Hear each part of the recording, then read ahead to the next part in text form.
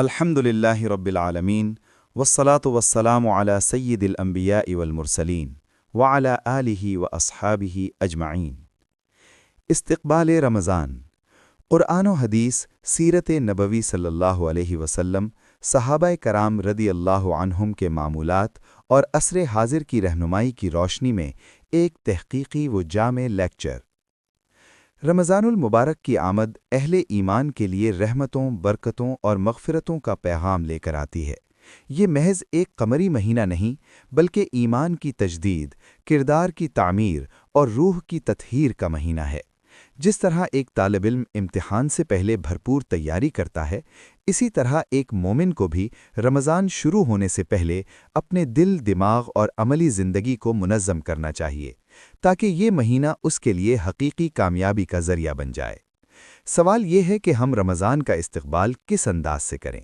کیا ہم اسے صرف ایک مذہبی رسم کے طور پر لیتے ہیں، یا اس کی حقیقی روح کو سمجھ کر اس کے لیے پیشگی تیاری کرتے ہیں؟ قرآن و حدیث، سیرت نبوی صلی اللہ علیہ وسلم، صحابہ کرام رضی اللہ عنہم کے معمولات اور عصر حاضر کی رہنمائی کی روشنی میں ان سوالات کا جواب تلاش کرتے ہیں۔ پہلا حصہ، قرآن مجید کی روشنی میں رمضان کا تعارف اور استقبال۔ اللہ تبارک و تعالی نے بہت سے ایام کو دیگر ایام کے مقابلے میں ممتاز ٹھہرایا ہے۔ رمضان المبارک کا مہینہ اس اعتبار سے خصوصی اہمیت کا حامل ہے کہ اللہ تبارک و تعالی نے سورہ بقرہ کی آیت نمبر 185 میں اس امر کا اعلان فرمایا: شہر رمضان الذی انزل فیہ القرآن ھدی للناس وبینات من الھدی والفرقان۔ رمضان کا مہینہ وہ ہے نازل کیا گیا ہے جس میں قرآن، جو ہدایت ہے لوگوں کے لیے اور روشن دلائل ہیں ہدایت کے اور حق و باطل کے درمیان فرق کرنے کے۔ روزے کی غرض و غایت کو اللہ تبارک و تعالی نے قرآن مجید میں بڑے احسن اور خوبصورت انداز میں بیان کیا ہے۔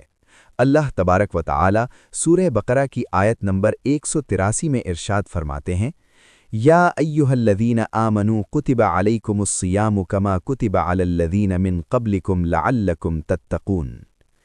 اے ایمان والو، تم پر روزے فرض کیے گئے ہیں جیسے تم سے پہلے والوں پر فرض کیے گئے تھے، تاکہ تم پرہیزگار بن جاؤ۔ اس آیت مبارکہ سے یہ بات معلوم ہوتی ہے کہ رمضان المبارک کے روزوں کو رکھنے کا مقصد در حقیقت انسانوں میں تقوی پیدا کرنا ہے۔ تقوی در حقیقت اللہ تبارک و تعالی سے ڈرتے ہوئے گناہوں سے اجتناب کا نام ہے۔ جب انسان اللہ تبارک و تعالی کے حکم پر عمل پیرا ہوتے ہوئے حلال چیزوں سے چند گھنٹے کے لیے کنارہ کشی اختیار کر لیتا ہے، تو اللہ تبارک و تعالی اس کے اندر یہ صلاحیت اور استعداد پیدا کر دیتے ہیں کہ وہ اللہ تبارک و تعالی کی تابعداری کا خوگر ہو جاتا ہے، اور اس کے حکم پر جو چیزیں مستقل طور پر حرام ہیں ان سے اجتناب کے قابل بن جاتا ہے۔ اللہ تبارک و تعالی نے سورہ بقرہ کی آیت نمبر 185 میں اس امر کا اعلان فرمایا: پس جو موجود ہو گھر میں تم میں سے کوئی اس مہینے میں، تو اسے چاہیے کہ وہ روزے رکھے اس مہینے کے۔ اس آیت مبارکہ سے یہ بات معلوم ہوتی ہے کہ ہر مسلمان پر رمضان المبارک کے روزے رکھنا فرض ہے۔ ہاں، اگر کوئی مریض یا مسافر ہو تو اللہ تبارک و تعالی نے اس کو اجازت دی ہے کہ وہ بعد ازاں ان روزوں کو مکمل کر سکتا ہے، جیسا کہ اللہ تبارک و تعالی سورہ بقرہ کی آیت نمبر 185 میں ارشاد فرماتے ہیں: اور جو بیمار ہو یا سفر پر ہو تو گنتی پوری کرے دوسرے دنوں میں۔ تقوی، استقبال رمضان کی بنیاد۔ لعلکم تتقون، تاکہ تم تقوی اختیار کرو۔ تقوی صرف ظاہری پرہیزگاری کا نام نہیں، بلکہ دل کی بیداری، نفس کی نگرانی اور اللہ کی رضا کو ہر چیز پر مقدم رکھنے کا نام ہے۔ لہٰذا رمضان کے استقبال کا پہلا مرحلہ یہ ہے کہ انسان اپنے دل کا جائزہ لے۔ کیا میں گناہوں سے توبہ کر چکا ہوں؟ کیا میں حلال حرام میں فرق کا خیال رکھتا ہوں؟ کیا میری نیت خالص ہے؟ دوسرا حصہ، احادیث نبوی صلی اللہ علیہ وسلم میں رمضان کی بشارت اور تیاری۔ نبی کریم صلی اللہ علیہ وسلم نے فرمایا: من صام رمضان ایمانا واحتسابا غفر له ما تقدم من ذنبه۔ جس نے رمضان میں ایمان اور ثواب کی امید کے ساتھ روزے رکھے تو اس کے پچھلے گناہ معاف کر دیے جاتے ہیں، اور فرمایا: کل عمل ابن آدم له الا الصیام فانه لی وانا اجزی به वलखलूफ़ु फ़मिस्साइमि अत्यबु इंदल्लाहि मिर रीहिल मिस्क। अल्लाह ताला फरमाता है कि बनी आदम के तमाम आमाल उसके लिए हैं सिवाय रोज़े के, क्योंकि ये मेरे लिए है और मैं ही इसका अजर दूंगा। और रोज़ेदार के मुंह की बू अल्लाह ताला के नज़दीक मिश्क की खुशबू से भी बढ़कर पाकीज़ा है। अबू सईद खदरी रदियल्लाहु अन्हु से रिवायत है कि रसूलुल्लाह सल्लल्लाहु अलैहि वसल्लम ने फरमाया, मा मिन अब्दिन यसूमु यौमन फ़ी सबीलिल्लाहि इल्ला बाअदल्लाहु बिज़ालिकल यौमि वजहहु अनिन नार 70 खरीफन। कोई भी बंदा एक रोज़ फ़ी सबीलिल्लाह रोज़ा रखता है तो अल्लाह ताला उस एक दिन के बदले उसके चेहरे और जहन्नुम के माबैन 70 खंदकों जितनी दूरी फरमा देता है। नबी करीम सल्लल्लाहु अलैहि वसल्लम रमज़ान की आमद पर सहाबा को खुशखबरी सुनाते थे।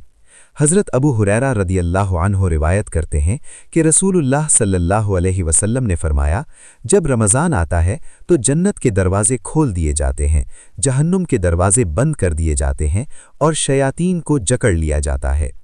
ये ऐलान दरहकीकत इस्तिक़बाल रमज़ान की तालीम है, यानी मोमिन को ज़हनी और रूहानी तौर पर तैयार करना। सलफ़े सालिहीन रमज़ान से पहले दुआ किया करते थे, अल्लाहुम्मा बारिक लना फ़ी रजबिन व शाबान व बल्लिग़ना रमदान।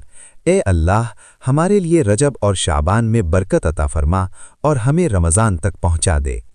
तीसरा हिस्सा, सीरत नबवी सल्लल्लाहु अलैहि वसल्लम में रमज़ान से पहले तैयारी। नंबर 1, शाबान में इबादत का इजाफ़ा।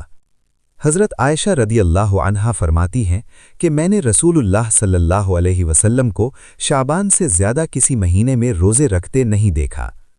इससे तलक़ीन मिलती है कि रमज़ान की इबादत अचानक शुरू नहीं होती, बल्कि इसकी तैयारी पहले से की जाती है। नंबर 2, क़ुरआन से ख़ुसूसी ताल्लुक़।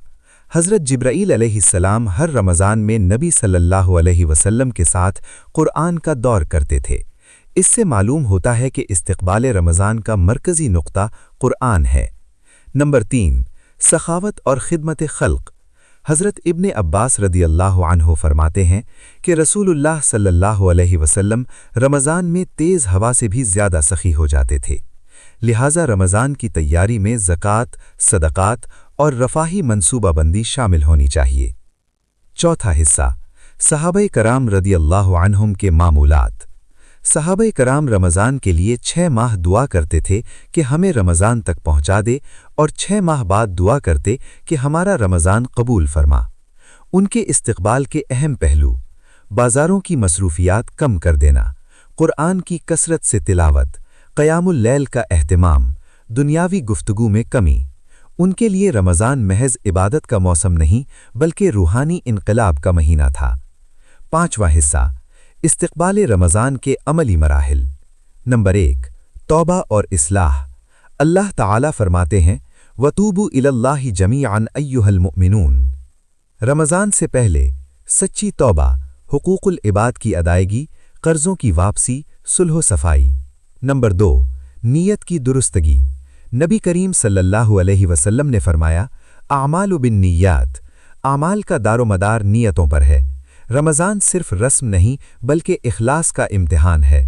छठा हिस्सा, असरे हाजिर में इस्तिक़बाल रमज़ान। आज के दौर में सबसे बड़ा चैलेंज गफलत और मसरूफ़ियत है। नंबर 1, सोशल मीडिया से परहेज़। रमज़ान से पहले हमें ये अज़्म करना चाहिए, नंबर 1, गैर ज़रूरी स्क्रॉलिंग कम करेंगे, फ़ुज़ूल वीडियोज़ से बचेंगे, रमज़ान में डिजिटल डिसिप्लिन अपनाएंगे। वक्त सबसे कीमती सरमाया है, अगर हमने रमज़ान मोबाइल की नज़र कर दिया तो नुकसान हमारा अपना होगा। नंबर 2, घरेलू माहौल की इस्लाह। कू अनफुसकुम व अहलीकुम नारा। घर में क़ुरआन की महफ़िल, सादा इफ्तारी, बच्चों को इबादत की तरबियत। नंबर 3, माली मनसूबाबंदी। ज़कात पहले से हिसाब करें, मुस्तहिक़ीन की फ़हरिस्त बनाएं, इज्तिमाई फ़लाही मनसूबे तरतीब दें। सातवां हिस्सा, आखिरी अशरा और एतिकाफ़ की तैयारी। नबी करीम सल्लल्लाहु अलैहि वसल्लम हर साल आखिरी अशरा में एतिकाफ़ फरमाते थे। एतिकाफ़ की नीयत और तैयारी पहले से करनी चाहिए ताकि आखिरी लम्हात ज़ाया ना हों। आठवां हिस्सा, रमज़ान इनफिरादी नहीं इज्तिमाई इस्लाह।